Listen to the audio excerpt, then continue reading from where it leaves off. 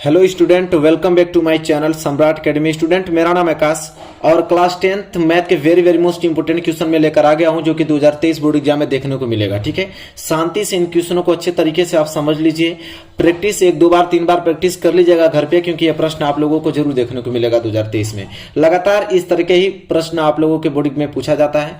3 प्रश्नों की प्रैक्टिस करके अच्छे तरीके से जाना है और मैं इस वीडियो में आप लोगों को पूरा अच्छे तरीके से सोल्यूशन बताने वाला हूं बहुत सारे क्वेश्चन की। तो वीडियो को लाइक नहीं किए तो लाइक कर दीजिए और चैनल पर नए हैं तो चैनल को सब्सक्राइब कर लीजिए। चलिए सबसे पहले इसे हल करके देखते हैं कैसे हल होगा। एक क्वेश्चन बहुत ज्यादा इंपॉर्टेंट है। अब बोला है कि एक भिन्न 1/3 हो जाती है जब उसके अंश में 1 घटाया जाता है, और यह 1/4 हो जाती है जब हर में 8 जोड़ दिया जाता है। भिन्न ज्ञात कीजिए। कह रहा है कि वो कौन सा भिन्न है कि जिसके अंश में 1 घटाते हैं तो वह 1/3 हो जाती है, और उसके हर में 8 जोड़ देते हैं तो 1/4 हो जाती है। वो भिन्न हमको ज्ञात करके बताना है। तो देखिए सिंपल, सबसे पहले हम उस भिन्न को ही मानेंगे क्योंकि भिन्न हमको मालूम नहीं है, वही पूछा हमसे। तो लिखेंगे हल में, यहाँ पे क्या लिखेंगे कि माना वह भिन्न। सबसे पहले उस भिन्न को ही मानेंगे, तो माना वह भिन्न।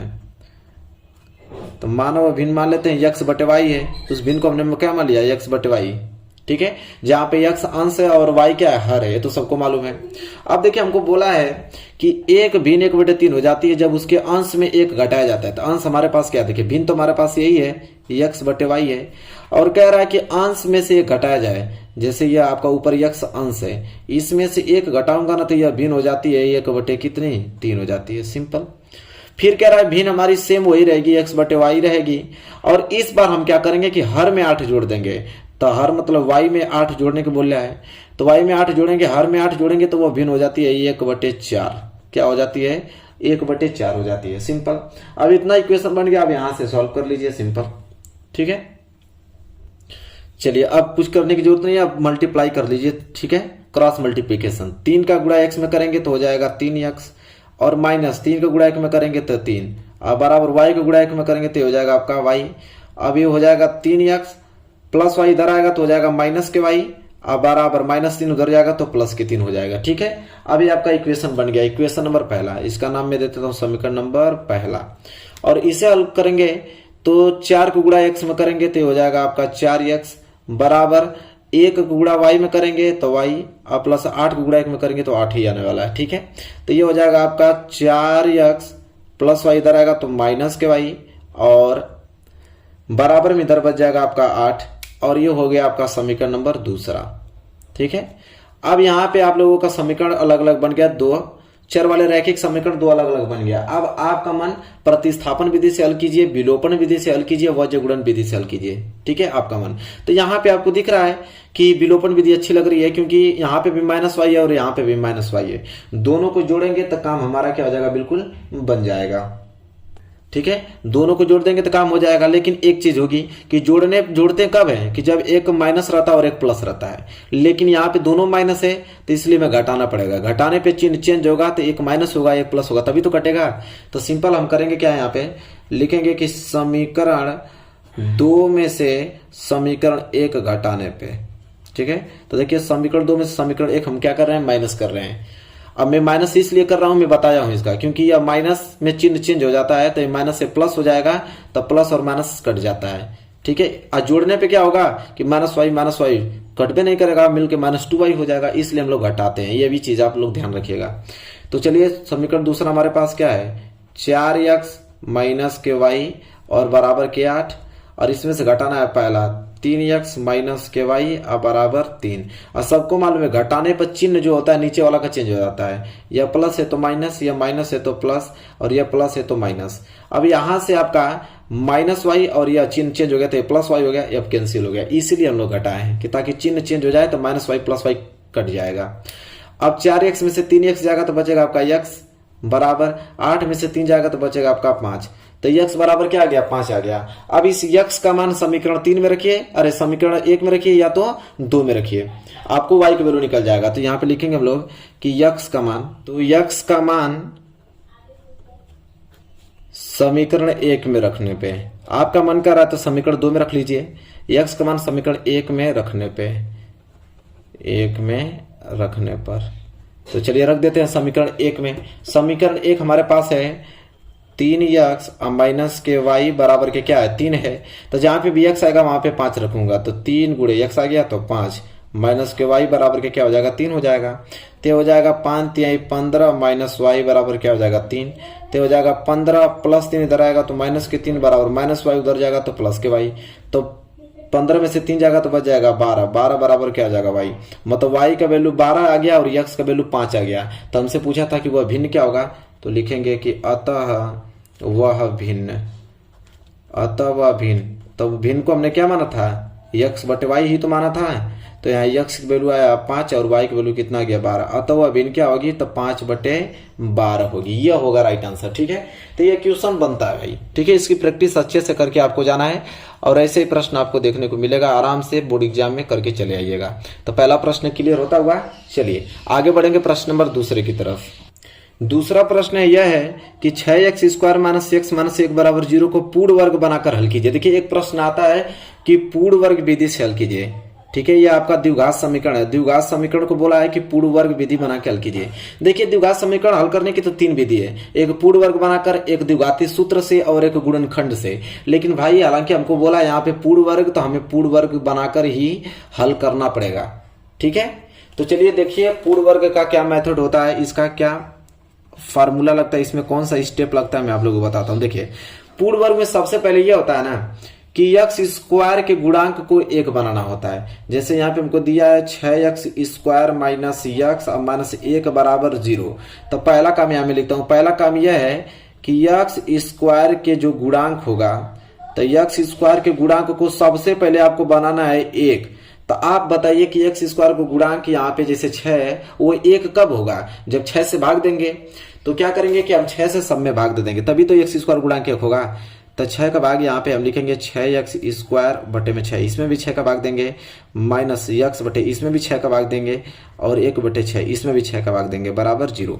तब 6 का भाग देंगे तो देखिए 6 से 6 कैंसिल, तब बच जाएगा x² और माइनस के ये बच जाएगा आपका 1/6x और माइनस के 1/6 बराबर के 0। अब देखिए x² का गुणांक 1 आ गया कि नहीं, x² का गुणांक कितना आ गया 1 आ गया। अब यहाँ पे x² गुणांक 1 आ गया। अब दूसरा नियम लगाएंगे। अब दूसरा नियम क्या होता है कि अब x का गुणांक, किसके, x के गुणांक, जो x का गुणांक है, तो x के गुणांक का हम करेंगे आधा। क्या करेंगे, आधा करके उसका हम क्या करेंगे वर्ग करके जोड़ेंगे और क्या करेंगे एक बार घटाएंगे। ये दूसरा नियम होता है। तो x का गुणांक क्या है 1/6, तो 1/6 का आधा करेंगे तो आधा का मतलब 1/2 से गुणा करना पड़ेगा, तो वो हो जाएगा 1/6 दूनी के 12। तो 1/6 का आधा क्या होता है 1/12 होता है। अब 1/12 का वर्ग कर दीजिए, 1/12 को वर्ग करके जोड़िए एक बार घटाइए। तो चलिए करते हैं, तो हो जाएगा x² माइनस के 1/6x। एक बार हम जोड़ देंगे 1/12 का वर्ग और एक बार हम घटा देंगे 1/12 का वर्ग। इधर बच गया माइनस 1/6 रहेगा बराबर 0। इतना काम करना है। जैसे इतना काम करेंगे तो यहां से लेके यहां तक आपको एक पूर्ण वर्ग बना हुआ दिखाई देगा, पूर्ण वर्ग। अब ये पूर्ण वर्ग किसका है, तो यहां से उठाना है x और यहां से उठाना है 1/12। अब देखेंगे ये पहला चिन्ह क्या है, पहला चिन्ह माइनस है ना, तो यहाँ माइनस लगा देंगे। मतलब ये आपका जो है वो x माइनस 1/12 का होल स्क्वायर है। जो इतना पार्ट आपको दिखाई दे रहा है ना, तो यहां से लेकर यहां तक का पार्ट आपका है x माइनस 1/12 का होल स्क्वायर। अगर इसको मैं फार्मूले पे तोड़ूं तो इतना ही आएगा। तो मैं आपको बता दिया हूं कैसे करना है। यहां से आपको x उठाना है और यहां से 1/12 उठाना है। यहां पे अगर माइनस आएगा तो माइनस लगा दीजिए, यहां पे अगर प्लस रहेगा तो प्लस लगा दीजिए और इसका होल स्क्वायर कर दीजिए। तो यहां तक का काम खत्म। बच जाएगा माइनस 1/12। तो 1 का स्क्वायर क्या होता है 1 और 12 का स्क्वायर क्या होता है 144। ठीक है, और माइनस के 1/6 और बराबर के 0। यही तरीका होता है पूर्ण वर्ग बनाकर किसी भी द्विघात समीकरण को हल करना। तो अब यहां से हो जाएगा आपका x माइनस 1/12 का क्या हो जाएगा यहाँ पे होल स्क्वायर और बराबर इन सारी चीज को उधर लेके जाता हूं। तो माइनस 1/44 उधर आएगा तो प्लस 1/44, माइनस 1/6 इधर आएगा तो हो जाएगा प्लस 1/ कितना हो जाएगा 6 हो जाएगा। यहां तक चीजें आपको समझ में आ गया अच्छे तरीके से। चलिए अब इसे हल करते हैं। तो ये हो जाएगा आपका x माइनस 1/12 का क्या हो जाएगा होल स्क्वायर, तो ऐसे ही रहेगा बराबर। यहाँ पे हम क्या ले लेंगे एलसीएम ले लेंगे। ठीक है, यहाँ पे आपका क्या हो जाएगा एलसीएम। तो अब एलसीएम हो जाएगा 144। ठीक है, क्योंकि 6 से 144 कट जा रहा है तो एलसीएम क्या होगा 144। 144 का भाग भी 144 में देंगे तो 1 आएगा, 1 को गुणा 1 में करेंगे तो 1 ही आने वाला है, प्लस 6 का भाग देंगे 144 में तो जाएगा कितना 24 बार। 144 में जब 6 का भाग देंगे ना तो 24 बार जाएगा। ठीक है, कोष्टक में कर देते हैं। ये हो जाएगा आपका x माइनस 1/12 का क्या हो जाएगा होल स्क्वायर। ठीक है, और बराबर 24 1 25 बटे कितना हो जाएगा 144 हो जाएगा। क्लियर। अब इसके बाद करना क्या हमें कि यह वर्ग है तो वर्ग को इधर भेज देंगे तो वर्गमूल में हो जाएगा, सिंपल। तो ये हो जाएगा आपका x माइनस 1/12 बराबर वर्ग इधर आएगा तो यह वर्गमूल में हो जाएगा, वर्गमूल में हो जाएगा 25 बटे 144। वर्गमूल हमेशा प्लस और माइनस में निकलता है, सबको मालूम है। तो ये हो जाएगा आपका x माइनस 1/12 बराबर 25 का वर्गमूल 5 और 12 का वर्गमूल और 144 का वर्गमूल क्या होता है 12। तो आ जाएगा हमारा आंसर प्लस माइनस 5/12 आ जाएगा। तो यहां से हम क्या करेंगे कि एक बार पॉजिटिव लेने पे एक बार निगेटिव लेने पे, तो पॉजिटिव लेंगे तो यहाँ पे प्लस होना चाहिए, तो पॉजिटिव लेंगे तो हो जाएगा x माइनस 1/12 बराबर प्लस 1 बटे क्या हो जाएगा 12, मतलब 5/12 सॉरी क्या हो जाएगा 5/12। यहाँ से अगर मैं x की वैल्यू निकालूं तो हो जाएगा 5/12 माइनस 1/12 उधर जाएगा तो प्लस 1 बटे क्या हो जाएगा 12 हो जाएगा। तो x बराबर क्या हो जाएगा, तो यहाँ पे हर आपका सेम है तो एलसीएम आपका 12 ही हो जाएगा और ऊपर 5 और 1 कितना हो जाएगा 6, जोड़ देते हैं तो ये हो जाएगा x बराबर 6 कम 6 और 6 दूनी के 12। तो x बराबर कितना आ गया 1/2 आ गया। अगर हम निगेटिव लेते हैं कि निगेटिव लेने पे तो ये होता है x माइनस 1/12 बराबर, यहाँ पे हमको निगेटिव लेना पड़ता है तो हो जाता है माइनस 5 बटे कितना 12। अगर x की वैल्यू निकालूं तो ये हो जाएगा माइनस 5/12 और माइनस 1/12 उधर जाता तो प्लस 1 बटे क्या आ जाता 12। x बराबर नीचे तो हमारा 12 ही आंसर आएगा क्योंकि हर दोनों समान है और ऊपर बच गया माइनस 5 प्लस 1 तो 5 में से 1 जाएगा तो बचेगा माइनस 4, तो कटाएंगे तो x बराबर आ जाएगा माइनस 1/4 3 बार माइनस 1/3 आ जाएगा। तो यहाँ पे हमको बोला था हल निकालने के लिए, तो देखिए यहाँ पे हल हमारा निकल गया, एक आ गया x बराबर 1/2 और एक आ गया x बराबर माइनस 1/3। तो देखिए कोई भी द्विघात समीकरण को पूर्ण वर्ग बनाकर इस प्रकार हल करते हैं। आई होप आपको क्लियर हो गया होगा कि पूर्ण वर्ग विधि से किसी भी द्विघात समीकरण को कैसे हल करते हैं। यही मेथड चलता है, यही इसका नियम है और इसी नियम से आप लोगों को हल करना पड़ेगा। चलिए ये भी प्रश्न क्लियर हो गया, अगले प्रश्न की तरफ बढ़ चलते हैं।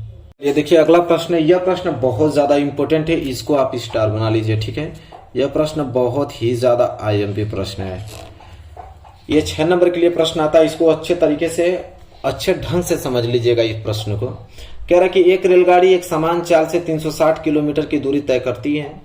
यदि यह चाल 5 किलोमीटर प्रति घंटा अधिक होती तो वह उसी यात्रा में 1 घंटा कम समय लेती। रेलगाड़ी की चाल ज्ञात कीजिए।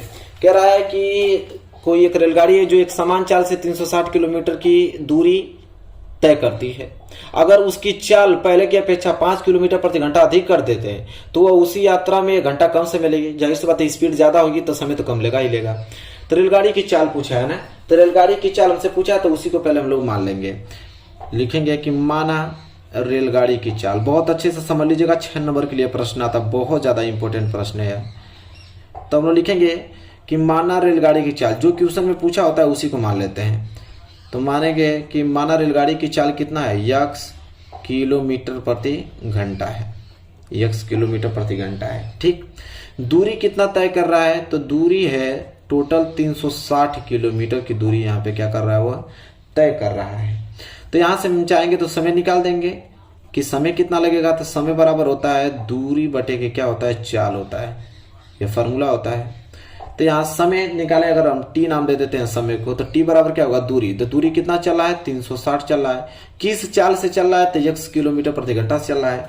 तो समय उसको कितना लग जाएगा, तो इतना घंटे, समय कितना लग जाएगा, तो 360 बटे x घंटे लग जाएंगे। 360 किलोमीटर की दूरी x किलोमीटर प्रति घंटा से चलता है तो कितना टाइम लग जाएगा उसको, तो 360 बटे x घंटे लगेंगे उसको। यहाँ तक क्लियर है। फिर कह रहा है कि रेलगाड़ी की चाल 5 किलोमीटर घंटा बढ़ा दिया जाए, मतलब रेलगाड़ी की जो स्पीड है 5 किलोमीटर प्रति घंटा अधिक कर दिया जाए। तो लिखेंगे यहाँ पे कि रेलगाड़ी की चाल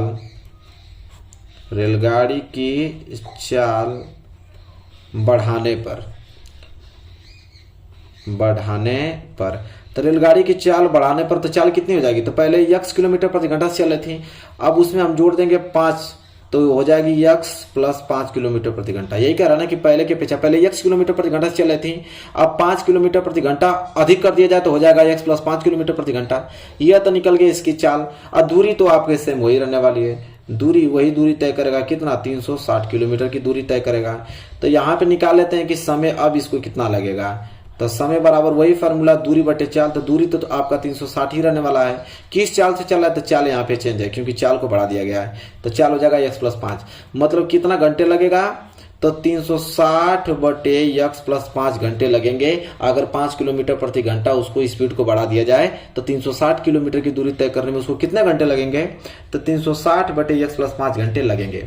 अब हमको प्रश्न में बोला है कि यह जो टाइम है 360 बटे x प्लस 5 और जो पहले समय लग रहा था 360 बटे x, तो इससे यह घंटा कम समय लग रहा है, इससे यह घंटा कम समय कम ले रहा है। तो यहाँ पे एक हटा देंगे, यहाँ पे इसके बाद बराबर कर देंगे। यही ना बोला है कि 5 किलोमीटर प्रति घंटा स्पीड अगर हम ज्यादा कर दें तो जो टाइम लगेगा ना उसको दूरी तय करने में वो पहले की अपेक्षा 1 घंटा कम लगेगा। तो पहले की टाइम ये था, उसकी अपेक्षा ये वाला टाइम 1 घंटा कम लग रहा है। बात खत्म। अब यहाँ से इक्वेशन आपका बन गया, अब कुछ करने की जरूरत नहीं है। यहाँ से सीधे आप लोगों को क्या करना है, इसको हल करना है। यहाँ पे आप लोगों को देखिए सिंपल हम क्या करेंगे 360 x को इधर लाइए, ये हो जाएगा 360 बटे x प्लस 5 और प्लस 360 बटे x इधर आएगा तो माइनस 360 बटे क्या हो जाएगा x, अब बराबर माइनस 1 उधर जाएगा तो प्लस 1 हो जाएगा। ठीक, यहाँ तक क्लियर। अगर मैं यहाँ से 360 कॉमन ले लेता हूँ तो सिंपल हो जाएगा, 360 कॉमन लूंगा तो हो जाएगा आपका 1 बटे के x प्लस 5 बच जाएगा, बीच में लगाएंगे माइनस और यह हो जाएगा आपका 1 बटे के x। ठीक, और कोष्टक में बराबर इधर तो आपका 1 बचा रहेगा। अब करना है सिंपल, यहाँ पे हम एलसीएम ले लेते हैं। एलसीएम हो जाएगा आपका x प्लस 5 और क्या हो जाएगा x, ये एलसीएम हो जाएगा। x प्लस 5 से x प्लस 5 कैंसिल, बच गया x को गुणा 1 में करेंगे तो हो जाएगा x, बीच में लगाइए माइनस, x से x काम खत्म, तो x प्लस 5 को गुणा 1 में होगा तो हो जाएगा x प्लस 5 ही आने वाला है। यहाँ तक क्लियर सबको। चलिए इसके बाद होगा आपका यहाँ 360 और बराबर यहाँ पे क्या है 1 है। ठीक, यहाँ तक क्लियर सबको।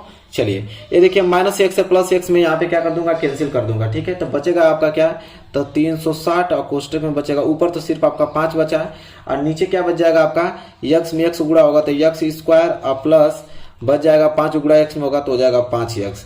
ठीक है, कोष्टक बंद बराबर यहाँ पे क्या हो जाएगा 1 हो जाएगा। यहाँ तक क्लियर। चलिए अब हमें करना क्या है कि x स्क्वायर प्लस 5 बटे और x स्क्वायर प्लस 5x जो है इसका गुणा इसमें कर देंगे और 360 को गुणा 5 में करेंगे तो 360 को गुणा 5 में करेंगे तो ये आ जाएगा आपका कितना 1800 आ जाएगा और बराबर x स्क्वायर प्लस 5x गुणा 1 में करेंगे तो इतना ही आएगा x स्क्वायर प्लस 5x आएगा। ठीक है, इतना आ गया। और मैं इसको सही ढंग से लिखूं, इसको इधर ला दूं तो ये हो जाएगा आपका x square plus 5x plus 1800 इधर जाएगा तो माइनस 1800 और बराबर में क्या बच जाएगा 0। यहाँ तो सबको आ गया। इसके बाद हमें क्या करना है, द्विघाती सूत्र से इसे हल कर दीजिए। तो द्विघाती सूत्र से हल करेंगे, आप कॉमन गुणनखंड विधि से भी हल कर सकते हैं, पूर्व वर्ग विधि बना के हल कर दीजिए। हालांकि मैं द्विघाती सूत्र से करता हूं तो द्विघाती सूत्र के लिए एबीसी का वैल्यू चाहिए। तो ए बराबर हमारा क्या निकलेगा x स्क्वायर गुणांक 1 है, बी बराबर हमारा निकलेगा यहाँ से 5 और सी बराबर क्या निकलेगा हमारा यहाँ से माइनस के 1800 निकलेगा। ठीक, यहाँ एबीसी का वैल्यू निकल गया। अब एबीसी का वैल्यू निकल गया तब यहाँ पे लगाएंगे द्विघाती सूत्र। ठीक है, मैं ऊपर करता हूँ। चलिए द्विघाती सूत्र क्या होता है, x बराबर माइनस के b plus minus under root में क्या होता है बी स्क्वायर माइनस के 4ac और बटे में क्या होता है 2a। ये द्विघाती सूत्र होता है। अब यहाँ पे हमें वैल्यू रख देना है तो हो जाएगा x बराबर माइनस b का वैल्यू कितना है 5, फिर लगाएंगे प्लस माइनस करड़ी में b स्क्वायर मतलब कि 5 का स्क्वायर और माइनस 4 गुणे a का मतलब 1 और c का मतलब क्या है माइनस के 1800 है और पूरे के बटे में 2 गुणे a का वैल्यू कितना है 1, तो 2 गुणे क्या हो जाएगा 1। अब यहाँ से ऊपर हल करेंगे तो हो जाएगा x बराबर माइनस के 5 और प्लस माइनस करड़ी में 5 की स्क्वायर क्या होता है 25 और माइनस माइनस हो जाएगा प्लस 4 एकम 4 और 18 चौक कितना होता है 72, तो पूरा का पूरा हो जाएगा 7200 और बटे में क्या हो जाएगा 2 एकम 2। आगे हम बात करें, इसे ऊपर ले जाता हूँ, इसका काम तो खत्म, इसको हटा देता हूँ, इस पे हल करना है। तो हो जाएगा x बराबर माइनस के 5 और प्लस माइनस क्या हो जाएगा यहाँ पे 7200, 25 जुड़ेगा तो 7200 क्या हो जाएगा 25 हो जाएगा और बटे में क्या हो जाएगा 2। तो यहाँ से हो जाएगा x बराबर माइनस के 5 और प्लस माइनस। अब देखिए यहाँ पे 7225 का हमें निकालना पड़ेगा क्या कि इसका वर्गमूल क्या होगा, तो भाग विधि द्वारा वर्गमूल निकाल दीजिए। कैसे निकलता है देखिए, 72 25 में बताता हूँ। जोड़ा दो दो का बना लीजिए, वर्ग कीजिए इतना कि इसके रेंज में आ जाए, चाहे इतना आ जाए, इससे ज्यादा ना जाए, ठीक है। तो 8 64 99 81, तो 8 बार जाएगा, तो यहाँ लिखेंगे 8 64। तो यहाँ से 64 अगर मैं घटा दूं तो यहाँ कितना बचेगा, 8 4 12 8 बच जाएगा, और यहाँ पे कैंसिल, यहाँ पे 25 उतर जाएगा, और ये 8 जो भाग जाती है तो जोड़ देते हैं, 8 8 कितना हो जाएगा 16। अब भाग जाएगी 5 बार, अगर 5 बार गुड़ा ले जाएंगे तो ये 165 में 5 गुड़ा हो जाएगा, तो आ जाएगा 825। मतलब कि देखिए 85 आ गया, मतलब 7225 का वर्गमूल कितना 85 होता है। तो यहाँ पे हो गया 85 या बट्टे में क्या हो गया 2। तो एक बार वही चीज, एक बार प्लस लेने पे एक बार माइनस लेने पे, तो प्लस लेंगे यहाँ पे तो ये हो जाएगा x बराबर क्या माइनस के 5, और प्लस के यहाँ पे हो जाएगा 85 बट्टे के क्या हो जाएगा 2, और यहाँ से x बराबर हो जाएगा, तो देखिए यहाँ x बराबर हो जाएगा 85 में से -5 जाएगा तो बच जाएगा आपका 80 बटे 2, और यहाँ से x बराबर क्या आ जाएगा 40 आ जाएगा, ठीक। और एक बार निगेटिव लेंगे तो आपका वैल्यू आ जाएगा x बराबर -5, और यहाँ से हो जाएगा -85 बटे के 2। तो x बराबर -85 -5 -90 बटे 2, तो यहाँ से x बराबर आ जाएगा -45। तो माइनस में कभी आंसर होगा नहीं, कब जब भी होगा तो प्लस में, तो x बराबर 40। तो रेलगाड़ी की चाल पूछा था ना, तो रेलगाड़ी की चाल क्या हो जाएगी, रेलगाड़ी की चाल को हमने माना था x किलोमीटर प्रति घंटा, तो x की वैल्यू आया 40, तो रेलगाड़ी की चाल क्या हो जाएगी 40 किलोमीटर प्रति घंटा, ठीक। यह बहुत ही ज्यादा मोस्ट इंपोर्टेंट क्वेश्चन है, इसको अच्छे तरीके से 1-2 बार इसको और देख के और इसकी प्रैक्टिस करके ही आप एग्जाम में पहुंचिएगा। 6 नंबर के लिए प्रश्न पूछा जाता है। आई होप आपको क्लियर हो गया होगा।